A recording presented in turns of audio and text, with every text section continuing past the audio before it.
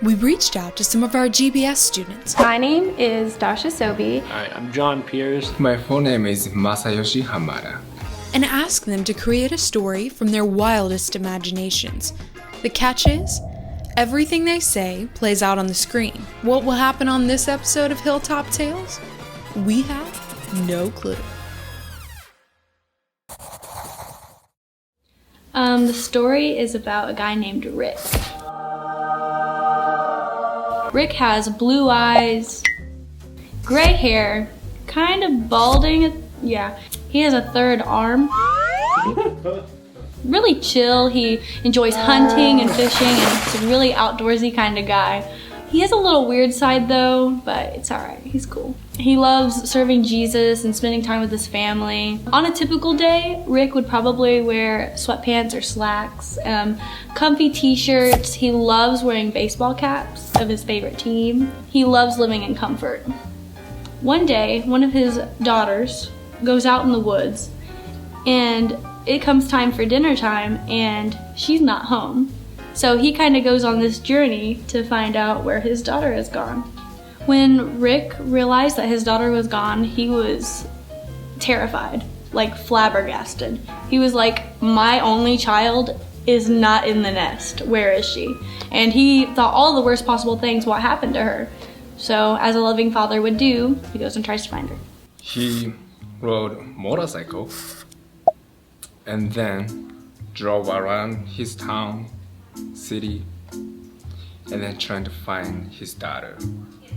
He found her friend, and then he asked them, hey, did you see my daughter?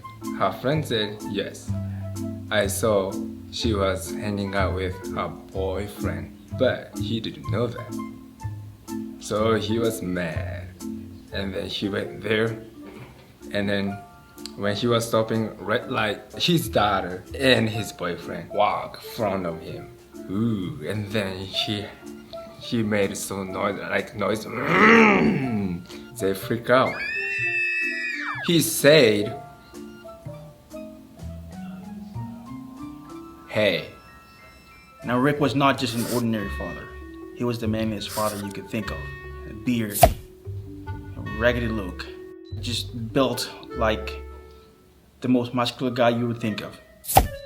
And as James turned around and glanced and looked into this manliest guy he could think of, like, whoa, who is this guy there? And didn't take his eye off. James was still looking at wow, this guy's really muscular and strong. In slow motion, he got off his motorcycle. And Sarah turned around and looked at James with fear in her eyes and said, run! And James was like confused, like, what's happening? She pushed James, run! Run, it's my dad, run! James was like, he's your dad? Oh snap! And James took off as fast as he could. He doesn't know if Rick is gaining on him or he's making space. He turns to look behind him while running. He runs right into the side of an extended Hummer limo. He's dazed, and just as he looks up, he sees the door open, and it's his long-lost uncle, Tony with an I and a Y, who was part of the Russian mob. Only words he remembers hearing his uncle say were, come with me if you want to leave. Uncle grabs him by the collar, throws him in. Rick takes off following the Hummer. As Tony and James were driving down the street, suddenly they heard a huge thump, and they quickly stopped the car, and James yelled out, it is Sarah! Suddenly, Rick pulled up on the motorcycle, and he jumped off, and he yelled, Sarah was on the motorcycle with me! Her hand slipped, and she fell down and hit the car. Both of them stared in utter dismay at the sight. So quickly, they got her in the car, in Tony's car, and they drove to the hospital quickly. Rick saw this soccer field, so he just saw it and just tried to stop and make this field happen again. And then everybody was shocked because it was, what's going on? We are in our way to the hospital. But he says, we're just playing a really quick game, guys. It's because we need to do this. And they start playing. But at this point, Sarah cannot play because she was hurt.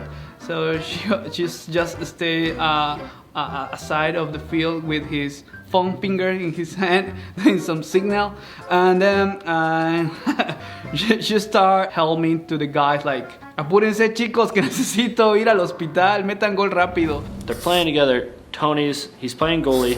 All of a sudden, he starts to feel a little fatigued, a little tired. Well, Tony goes to run for something, twists his ankle, and falls. He can't do anything. Sarah, unfortunately, is the only sub they have left. So they take Sarah, they prop her up in a chair. It's the only thing they have left. So her dad, who also has not ate anything all day because of this whole thing went down, they start going back and forth, her and the boyfriend. There's a little bit of tension between the two of them. Dad, boyfriend, they're fighting. He starts to feel a little fatigued too. He goes down too, So it's just the uncle and the dad just chilling. They're out. They can't do anything. The uncle, he's tired. He's like, I can't do this no more. And neither can Father Ricky. So he looks over and he sees James staring at Sarah. He's like, I remember when I was there. Why could I not let my daughter be with him? James looks over at him and says, you and me, we could be the best of buds. I could be the best son-in-law and you could be the best father-in-law. Ricky just laughs. He's like, all right, as long as you honor my daughter. And James is like, all right, let's get hitched, Sarah. And Sarah's like, all right. And Uncle Tony's over here like, all right, I guess I'll pay for the wedding then. And they start giggling. And so they grab each other's hands and they're like, all right, let's make a quick prayer and let's hope that God helps us through this whole process. And then they go off and they eat a big plate of food. The end.